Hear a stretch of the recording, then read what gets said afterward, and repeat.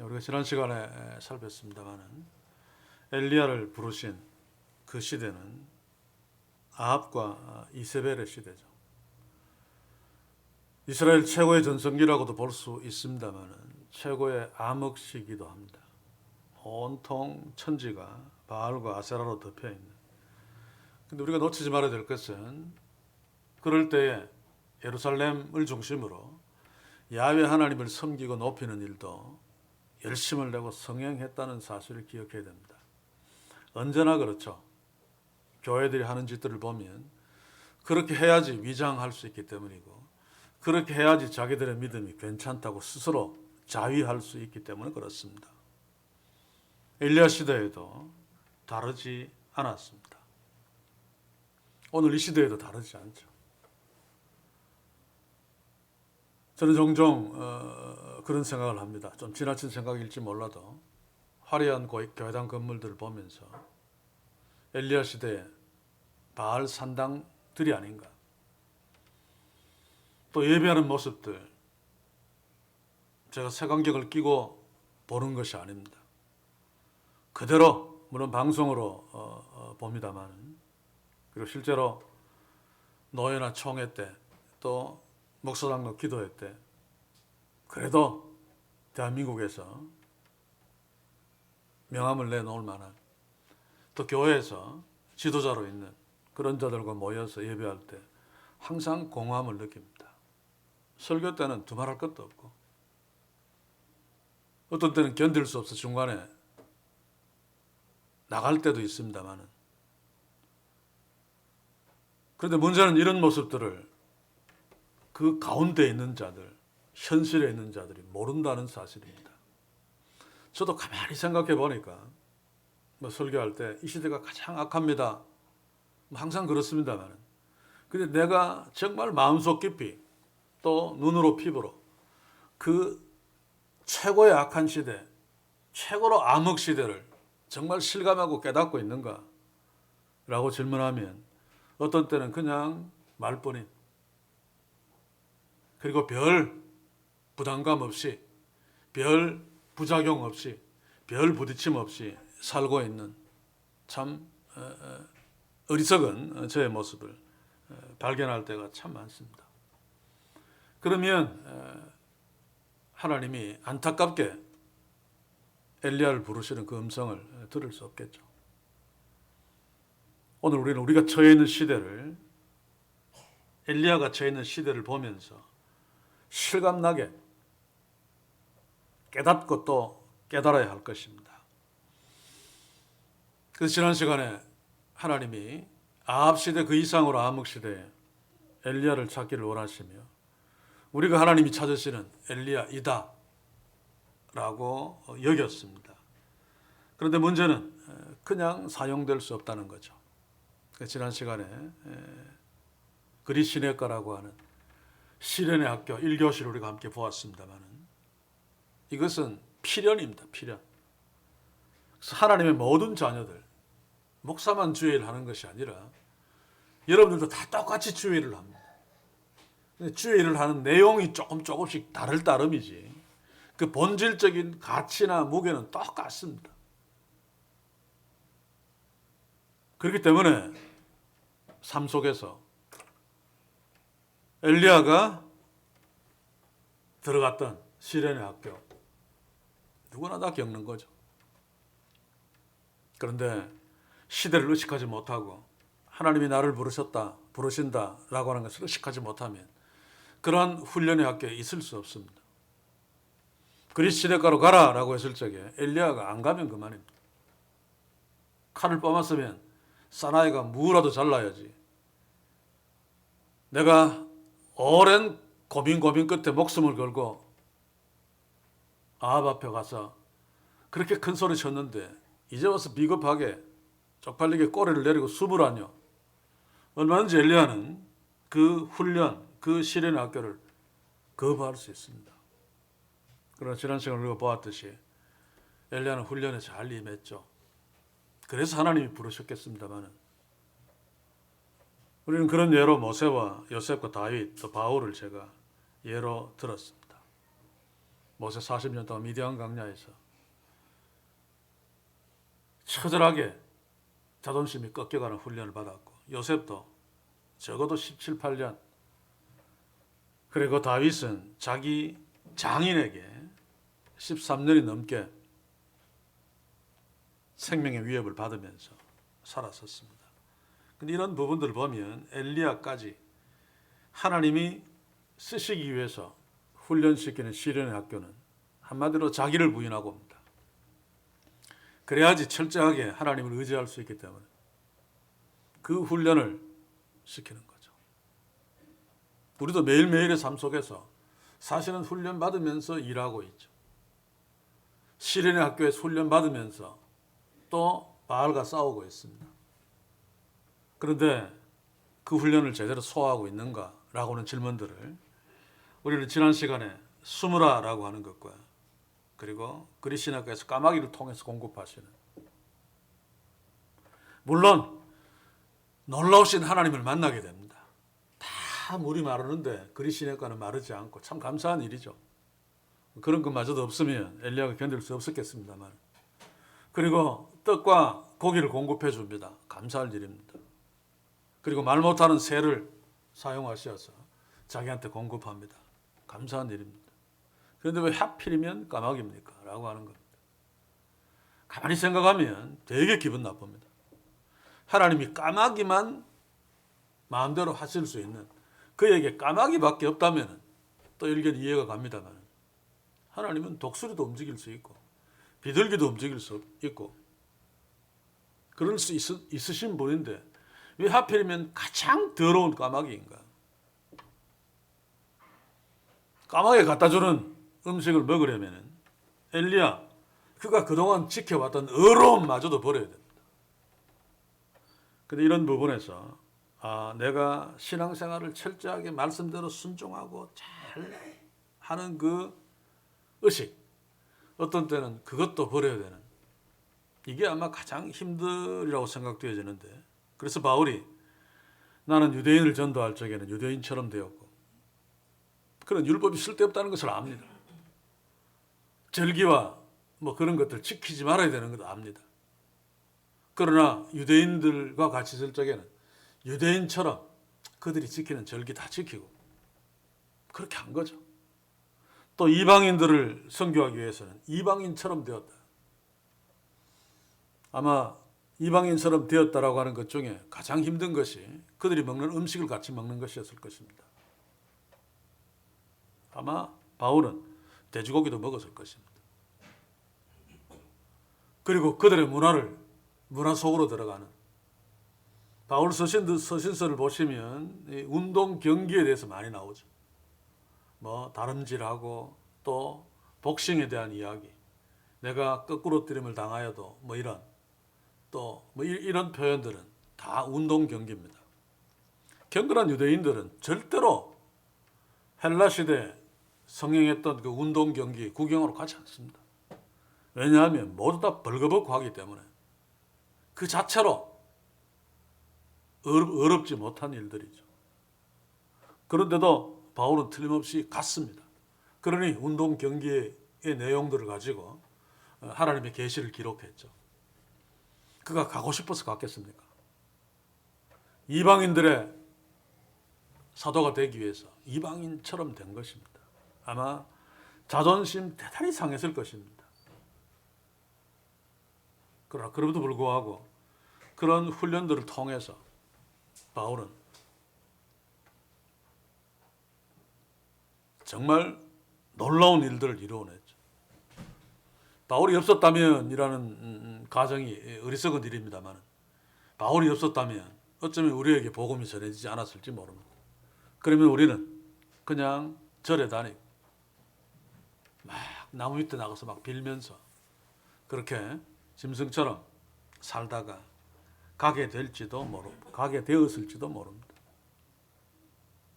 바울이 있었기에 복음이 우리에게까지 전해졌는데, 그 전해지는 도구가 되었던 바울은 정말 상상할 수 없는 피나는 훈련, 어려운 자존심마저 꺾어야 되는, 죽기보다 더 고통스러운 그런 일들을 수없이 겪었습니다. 어제 우리가 지난 시간에 보던 엘리야도 마찬가지죠. 까마귀를 통해서 공급받는.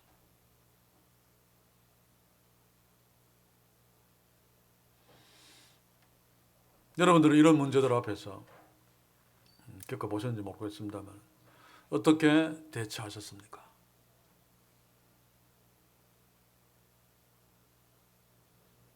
참 쉽지 않습니다. 자기의 어떤 위치에서도 그렇고, 저 같은 경우에는 술을 마시는 자리에 물론 저 앞에는 콜라하고 이렇게 갖다 놓고 있습니다만 때로는 경우 분위기에 따라서 소주잔에 그냥 맹물을 따라 놓고 같이 건배를 하는, 최근에는 그런 일들이 코로나 때문에 거의 없었습니다만 석 달에 한 번 정도씩은 있었습니다. 물론 술을 안 마시는 친구들은 내 옆으로 같이 소복이 모여서 같이 있습니다만 그런 것들을 거부하면 복음을 전할 수 없습니다. 그렇죠? 그러나 그게 참 불편합니다. 세상 문화가 그런 것 아닙니까?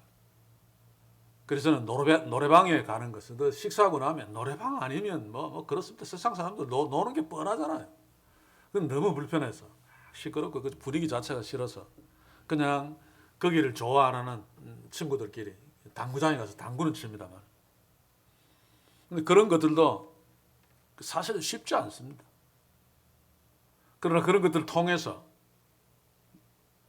복음을 전할 수 있고 또 그런 것들을 통해서 예수 믿는 목사의 어떤 인격이나 그런 삶을 보여줄 수 있습니다.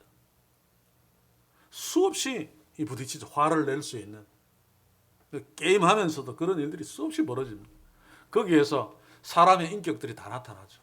그래서 어떤 사람들은 노름 화도 쳐보면 그 사람 성격 다 알 수 있다.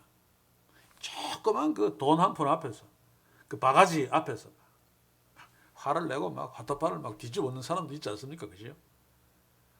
말이 좀 딴 데로 셉니다만 이런 부분마저도 어떤 때는 물론 하고 싶어서 하는 것은 다릅니다만 그 하나님의 영광, 하나님의 일하심, 나의 사명 감당을 의식하면서 들어갈 적에 참 쉽지 않습니다만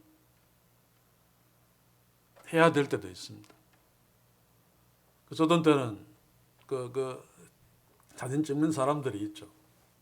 그래서 내 얼굴은 나오지 않도록 그걸 SNS에 올리면 또 저와 싸우는 자들이 어떻게 발견하면 그것 가지고 또 악용할 수도 있으니까 그런 부탁을 할 때는 있습니다. 물론 항상 제 앞에는 콜라가 있기 때문에 변명은 할 수 있습니다만 같이 있으면 어떤 때는 그 1.5리터짜리 콜라를 2통이나 마실 때도 있습니다. 사는 성도 여러분, 그러나 이것이 그냥 절대로 되지 않죠. 자기의 어떤 신앙적인 자존심마저도 꺾지 않으면 할 수 없는 일들입니다.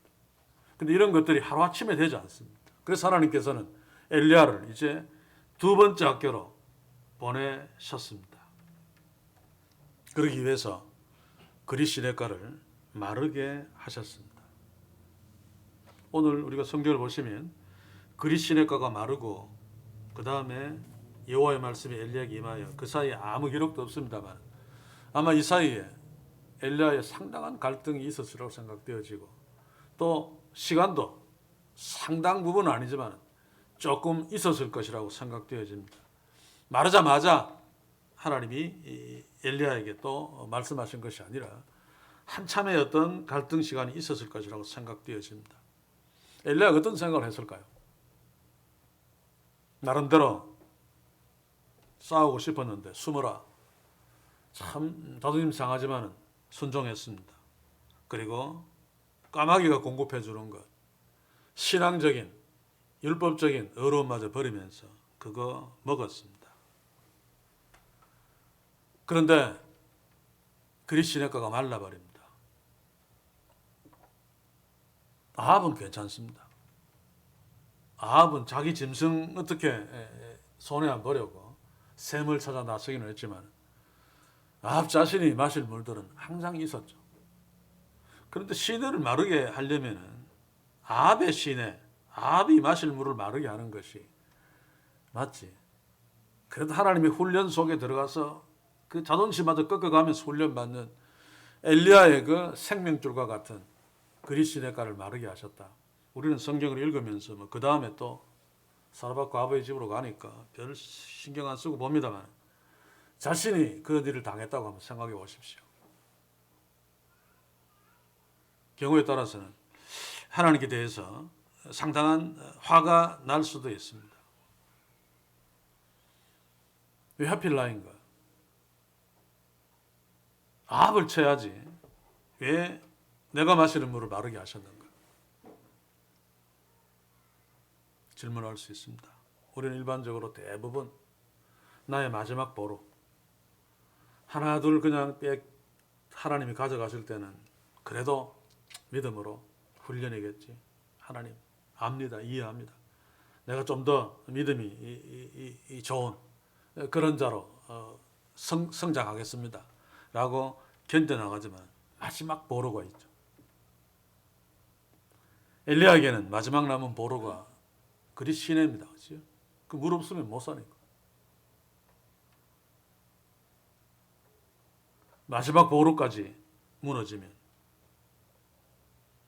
보통 낙심할 때 건강을 확 잃을 때 그렇죠? 그리고 가족들을 잃거나 또 직장을 잃을 때 사업에 실패해서 그동안 열심히 피땀 흘려 번 돈 다 날리고 거기다 빚까지 지고 이런 상황에 처해지면 거의 대부분 절망할 수밖에 없습니다. 다른 사람들도 다 깨지고 하면 그래도 좀 덜 힘듭니다. 그렇죠? 그런데 다 잘 되는데 어떤 인간들은 사업하는데 저렇게 악랄하게 하는데 목회할 때 저렇게 악랄하게 하는데 내가 볼 때 다 잘 되는데 왜 나만 이런가? 왜 하나님 왜 나입니까? 라고 하는 질문을 할 수 있죠. 마지막 남은 그리스인의 물마저도 마르게 하시다니 하나님 너무하십니다. 라고 항의할 수 있습니다. 요즘 우리가 욥기를 보고 있습니다만 자기의 생일을 저주하는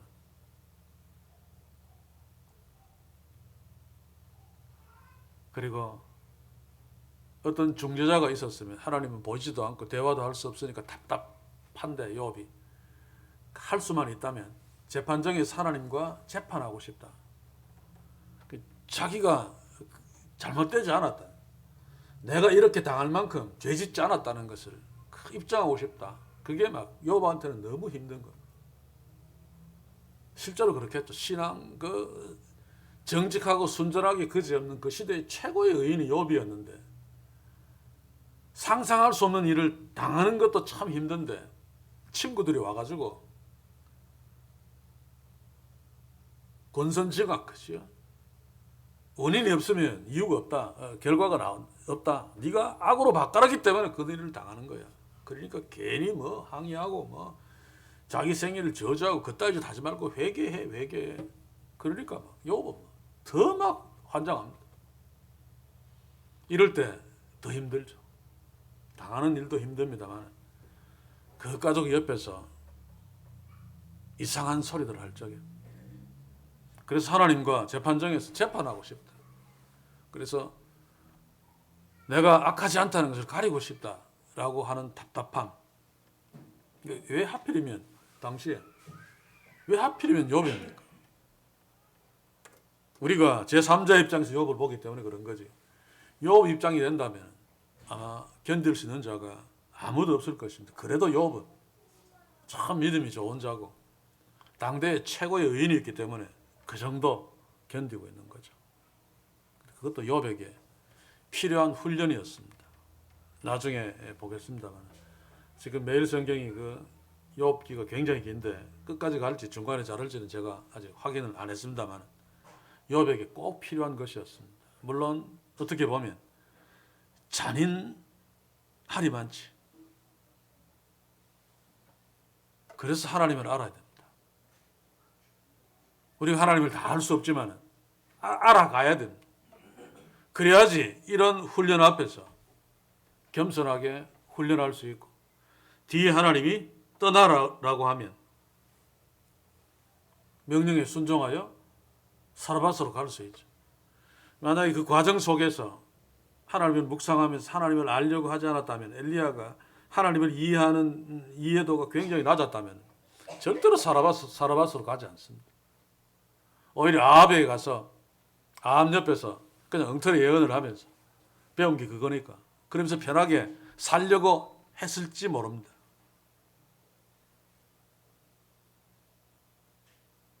우리가 실패하는 것은 시냇물이 말랐기 때문이 아니죠. 우리가 실패하는 것은 시냇물을 마르게 하신 하나님을 의식하지 못하기 때문입니다. 시냇물이 말랐다는 데 있지 않고 시냇물을 마르게 하신 하나님을 보고 의지하는 데 실패했기 때문에 궁극적으로 실패하는 거죠. 그러면 훈련 프로그램은 계속 갑니다.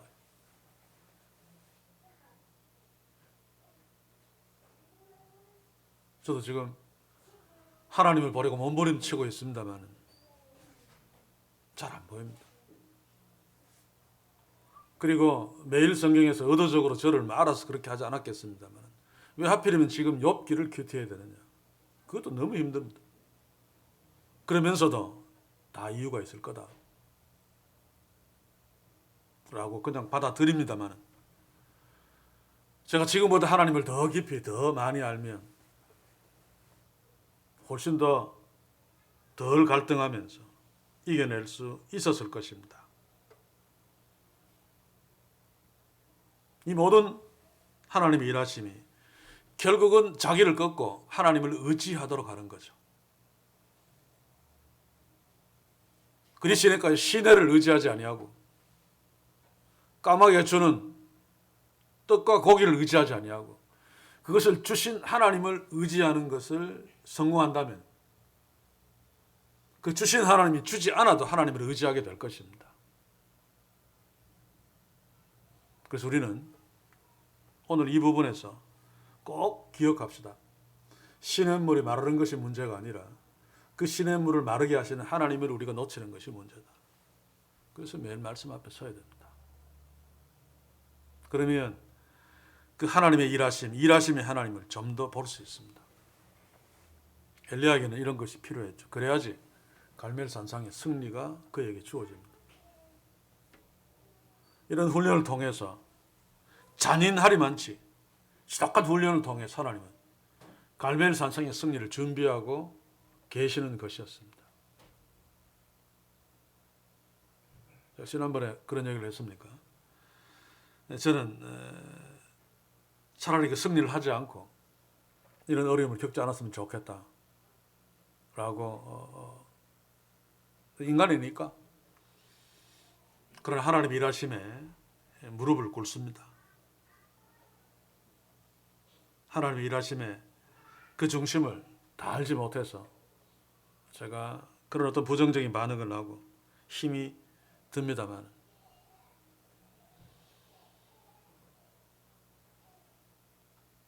사랑하는 성도 여러분,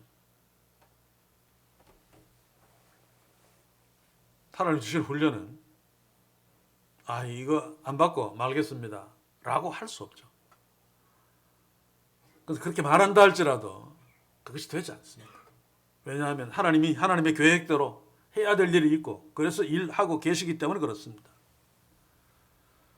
그래서 참고 기다리는 인내가 우리에게 필요합니다.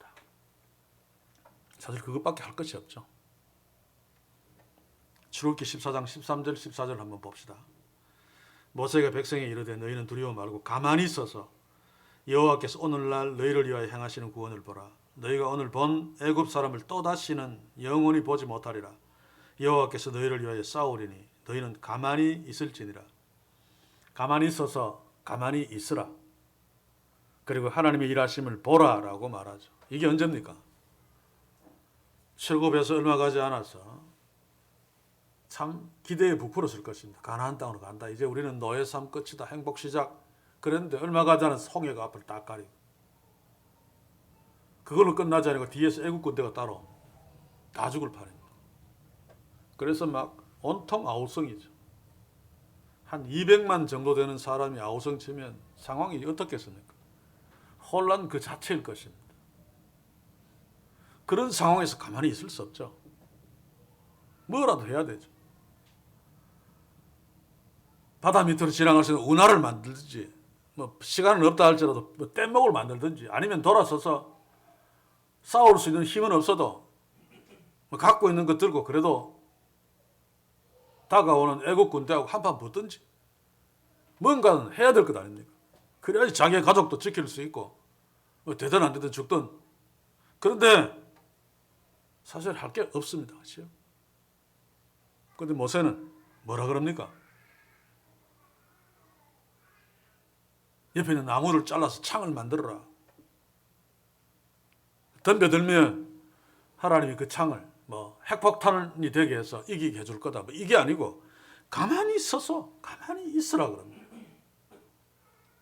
어쩌면 이스라엘 백성들이 훨씬 더 화가 났을 것입니다. 차라리 이런 말 할 바에는 말하지 말지. 그러나 이게 중요한 것이 아니라 가만히 서서 가만히 있을지니라. 무엇 때문입니까? 하나님이 싸우시는 거 보도록입니다. 우리가 마지막 붙들고 있는 보루 그레시네가가 말라버리면 정신 못 차립니다. 이거 어떻게 해결하기 위해서 돈 빌리러 다니고. 그러나 궁극적으로 보면 그래봤자 소용없는 일이죠. 그럴 때는 가만히 있어야 됩니다. 하나님 앞에 서야 됩니다. 그렇지 않으면 훈련은 계속됩니다. 그 훈련을 시키시는 이유가 가만히 서서 하나님을 주목하도록 하기 위함인데, 하나님의 일하심을 보도록 하기 위함인데, 자기가 그 문제를 해결하려고 막 왔다 갔다 막 하면 하나님도 놓치고 그 모든 것도 다 놓치고. 그래서 빨리 판단해야 됩니다. 이게 내 능력에서 벗어난 거다. 알잖아요. 부도나고 나면 은행에 한두 번 가서 해보면 알잖아요. 그러면 엎드려야 됩니다. 멍하게 앉아서 정신 놓고 있는 것이 아니라 엎드려야 됩니다.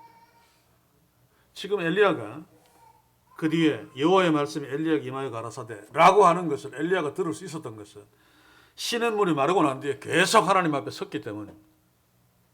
한번 보십시오. 엘리 제사장 그리고 사무엘. 엘리 제사장은 늙어서 잠도 잘 아마 안 왔을지 모릅니다. 그 사무엘은 어리기 때문에 잠도 깊이 들었을 거고. 그런데 하나님이 말씀하시는데 누가 들었습니까? 사무엘이 들었습니다. 그것은 무엇을 말합니까? 어렸지만은 사무엘 속에는 하나님이 계셨기 때문에, 하나님을 의식하고 있었기 때문입니다. 그래서 주의 음성을 들을 수 있었습니다. 물론 너무 어려서 그 음성이 뭔지 몰라서 엘리 제사장이 찾아갔는데, 사실은 엘리 제사장이 그것을 깨닫도록 하기 위함이죠. 왜 나한테 말씀하지 않고 이 어린 애한테 말하지?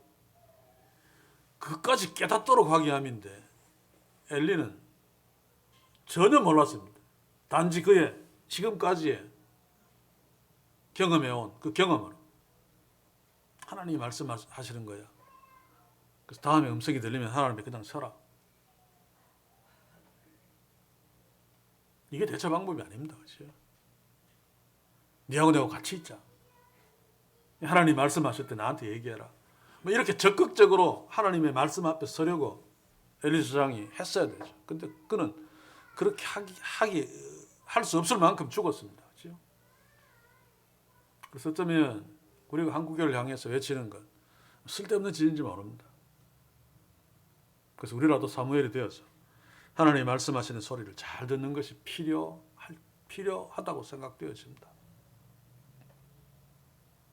오늘 이 시대에도 우리가 엘리야로서서 하나님의 훈련들을 잘 받는 것, 여러분들 각자에게 서로 다른 어떤 것들이 있겠습니다만, 시내가 말하는 그런 받아들일 수 없는 고통 앞에서도 엘리야처럼 하나님을 놓치지 않으므로 주께서 말씀하실 적에 그 말씀을 들을 수 있도록 홍해 앞에서 어쩔 줄 몰라 하는 자들에게 하나님이 모세를 통해서 가만히 있으라, 하나님의 일하심을 보라 라고 한 것 우리가 기억하고 우리의 삶에 우리가 그런 어려움을 당하지 않기를 원합니다만 당했을 때 적용할 수 있기를 바랍니다.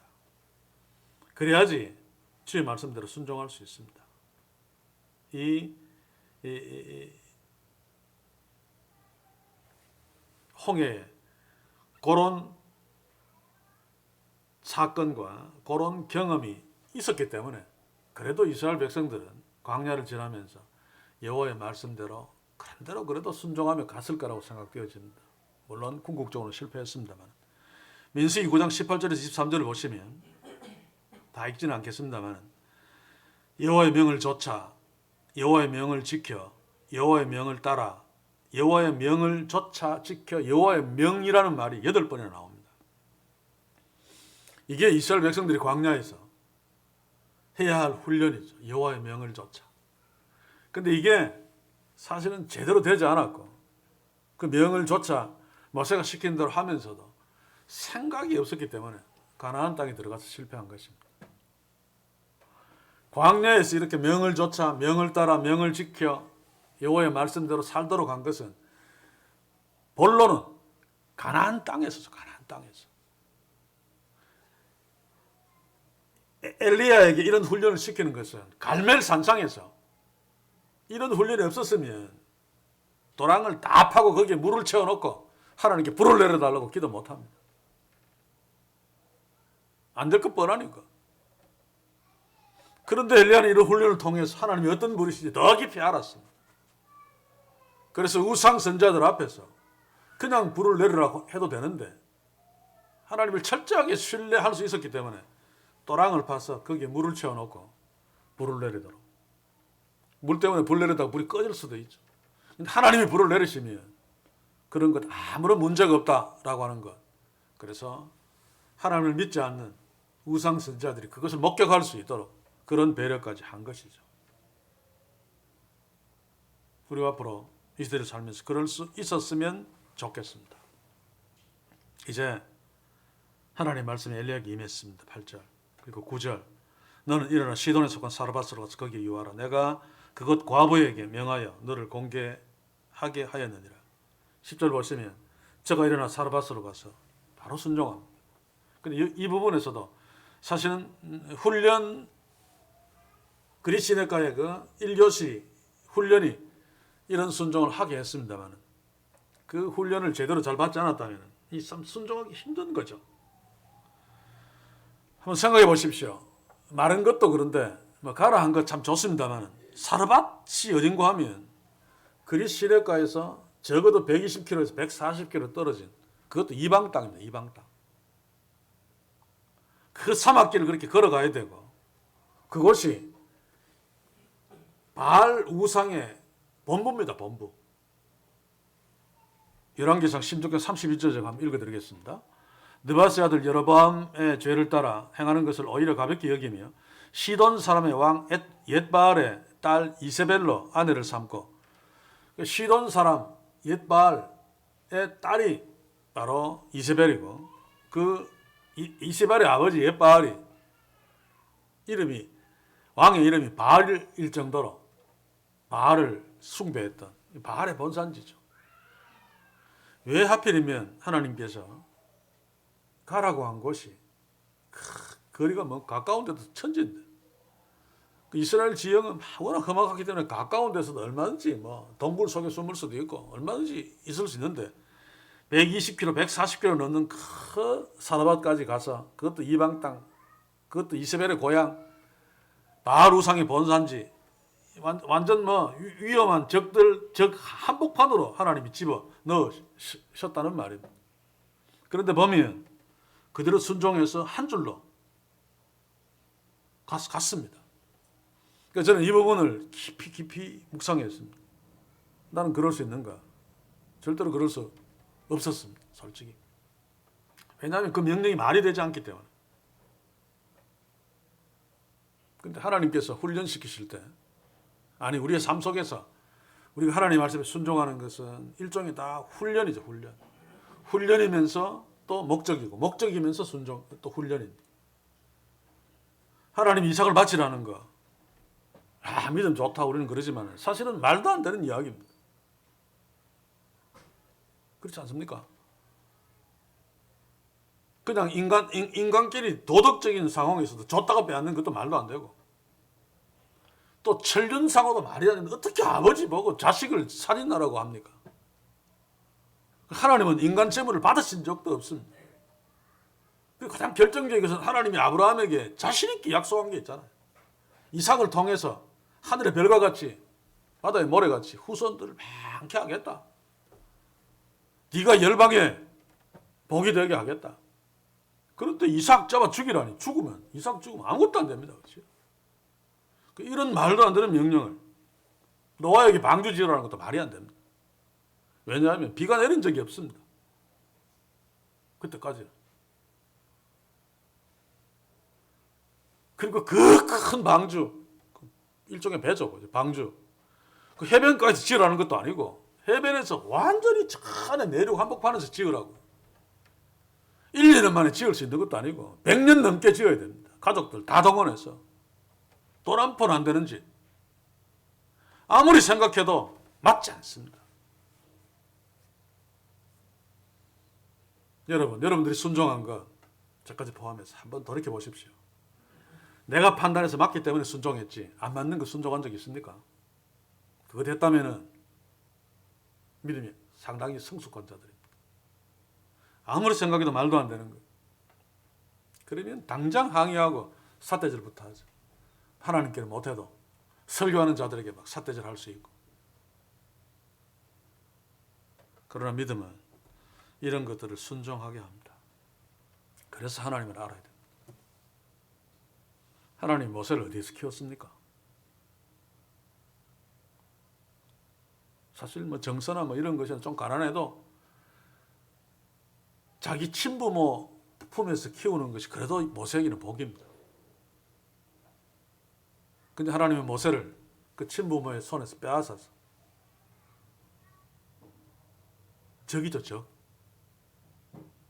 그것도 바로의 궁궐 안에서 40년 가까이 키웠습니다. 사실 어떤 의미에서는 이해할 수 없습니다. 이게 하나님의 일하심입니다. 그렇게 해야만 모세가 이스라엘을 애굽에서 이끌어낼 수 있는, 가나안 땅까지 데리고 갈 수 있는 그런 일들이 가능했기 때문에 하나님이 그렇게 하신 거죠. 참 아이러니합니다. 그렇죠? 바로의 왕의 궁궐에서 바로왕을 깨뜨리고 이스라엘 백성들을 거기에서 이끌어낼 하나님의 지도자, 하나님의 도구를 거기에서 키우신 엘리야도 사르밧으로 가라. 참 순종하기 어렵습니다만 그것도 바알의 본산지. 더더욱 어려운 것이 뭡니까? 마지막 남은 자존심마저 무너뜨리는 과부의 공개를 받게 하겠다. 까마귀도 참 힘들었는데 사르밧은 이방입니다. 이방. 그래서 이방 여자죠. 이방 여자에게 공개를 받는 거. 그것도 사르밧 과부. 가서 보니까 한 끼 먹고 죽을 수밖에 없이 좀 찌들어지도록 가난한. 그래도 까마귀는 고기하고 물하고 계속 갖다 주는 먹을 것이라도 있었죠. 그런데 이 과부에게는 아무것도 없었습니다. 하나님이 나를 뭘로 보시는가? 너무하십니다. 얼마나 잘 수 있죠. 이런 훈련들이 사실 우리에게도 있습니다. 제에게는 이제 별로 하고 싶지 않습니다만 부산에서 조금만 참으면 담임 목사 그 비 맞추는 거 그렇게 어렵지 않습니다. 하라는 대로 하고 막 살살되면 의리할수록 비 잘 맞출 수 있죠. 그런데 하나님의 말씀대로 하려니까 부딪힐 수밖에 없습니다. 그래서 끝내는 도저히 안 돼서 조금만 근데 그냥 있으면 소위 말해서 그런 교회 하나 차지할 수도 있는데 그러지 못하고 사표를 던졌습니다만 후임지를 찾기 전에 잘렸으니까 내가 사표를 던진 것이지만 쫓겨난 거나 마찬가지죠. 그래서 픽픽픽 돌다가 관문까지 왔습니다. 하루에 버스 2번 들어가는. 물론 다른 데 찾을 수 있었습니다. 근데 하나님의 뜻이겠죠. 저는 디사이플 때문에 그것을 가기로 결심한 거죠. 생활비는 부산에서 받던 것보다 한 3분의 1 정도, 그래도 부모님한테 생활비 주고 해야 되니까 경제적으로 되게 어려웠습니다만 그것보다 훨씬 더 저를 고통스럽게 하는 것이 있었습니다. 자존심. 그 생활비, 물론 하나님의 돈이니까 그렇게 하면 안 되지만 내가 이 정도밖에 안 되느냐. 요즘으로 친다면 아르바이트 비용 하여간 말이 안 되는 겁니다. 제 입장에서 볼 적에는. 그때 대학 졸업하고 대학원 졸업하고 목사 안수까지 받았어. 그리고 정말로 가난한 할머니, 또 과부도 있었고 공개를 받았습니다. 신방 가면 그냥 음식 대접하는 것도 막 싸서 주죠. 빨리. 안 받을 수 없습니다. 섭섭해하네. 그러면 또 다 받아옵니다. 개중에는 또 막 못 먹는 것도 있습니다. 그리고 뭐 농촌 음식 어떨 때는 비위가 안 맞아서 감사하면서도 개인적으로 자존심이 참 많이 상했습니다.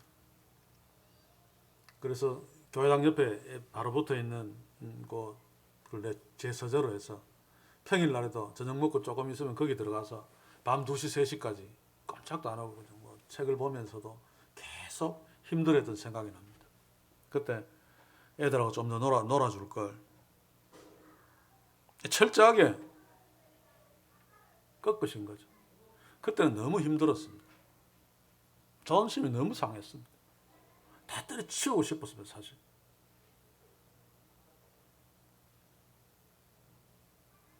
그래도 다른 데 가려고 막 이력서를 막 다른 사람들 하고 그러지는 않았어요. 그런데 지금 생각하면 그때가 훨씬 나았다.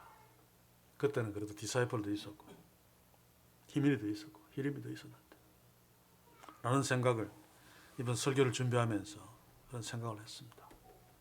그러나 이것도 저한테는 내가 잘 이해하지 못하지만 그리시네과 사르밧 제 시련의 학교 제2교시 다음에 저한테 3교시의 수업일 수 있다. 그래서 계속 하나님의 뜻을 물으면서 엎드립니다만 아무튼 하나님의 역사하심 앞에서 하나님의 일하심 앞에서 하나님의 명령 앞에서 나의 환경을 덜먹이며 나의 자존심을 덜먹이며 그것도 정상적인 상황에서 이야기하는 것이 아니라 말도 안 되는 최악의 상황, 이거는 말이 안 됩니다 라고 하는 원망 하지 아니하고 순종 거부하지 아니하고 주의 말씀에 순종하고 있는가, 순종할 수 있는가, 아마 어쩌면 거의 불가능할 것입니다. 그래서 매일의 말씀 묵상 앞에 서야 됩니다. 그래서 제 개인적인 소원이 매일의 말씀 묵상 이 체크되는 게 50번 이상 체크되는 것이 제 소원입니다.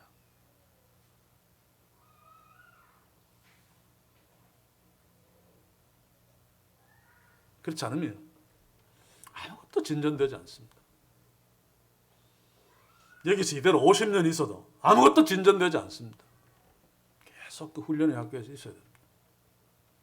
하나님은 그냥 쓰지 않습니다.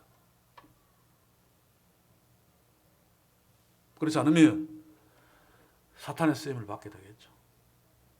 신앙이라는, 믿음이라는, 교회 섬긴다는 이름으로.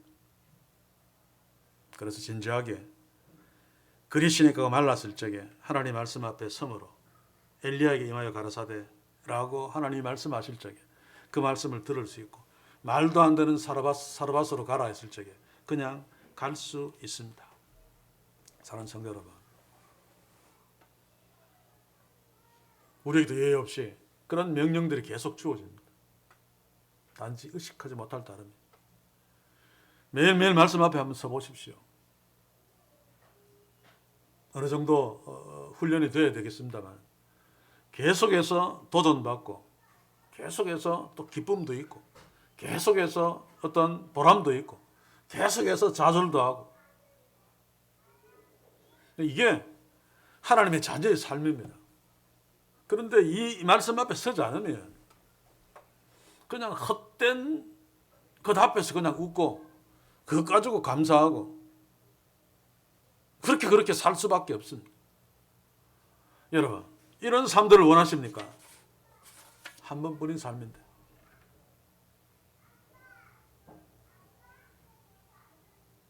오늘 우리에게 사르밧으로 가라 라고 하는 명령이 떨어졌을 적에, 나의 자존심을 그렇게 무참히 구겨버릴 적에 예 하고 140km나 되는 그 사르밧으로 혼자서 그 험난한 길을 걸어서 가는 그런 엘리야처럼 우리가 설 수 있다면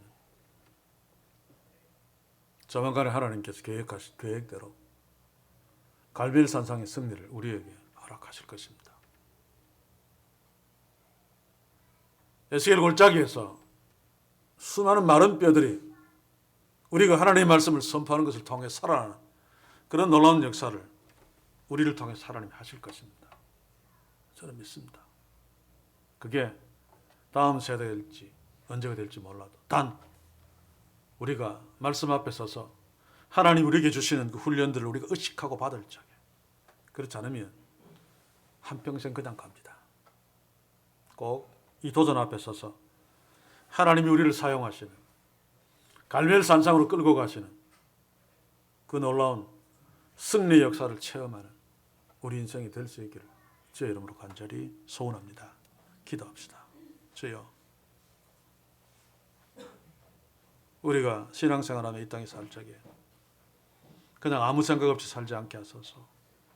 매일매일 일어나는 삶 속에서 하나님의 뜻이 무엇인지 물을 수 있게 하시고 그 하나님의 뜻을 말씀 가운데 찾을 수 있도록 적극적인 하나님의 자녀의 삶을 우리에게 허락하셔서 그리스도인의 그 말을 적에 낙심하면서 절망하지 아니하고 사르밧으로 가라고 할 적에 화를 내면서 분통을 터뜨리지 않도록 엘리야처럼 주의 말씀에 잘 순종할 수 있도록 주의 성령이여 이 교회에 속한 주의 백성들을 붙드시고 역사하소서. 그러므로 매일매일 말씀 앞에 세우셔서 엘리야처럼 순종케 하심으로 하나님의 때에 하나님의 방식으로 하나님이 계획하신 대로 이 교회를 통해서 갈멜 산상의 승리를 경험케 또 그 일들을 주께서 이루어 가시기를 소원합니다. 모든 것 주께 맡깁니다. 예수님의 이름으로 기도하옵나이다. 아멘.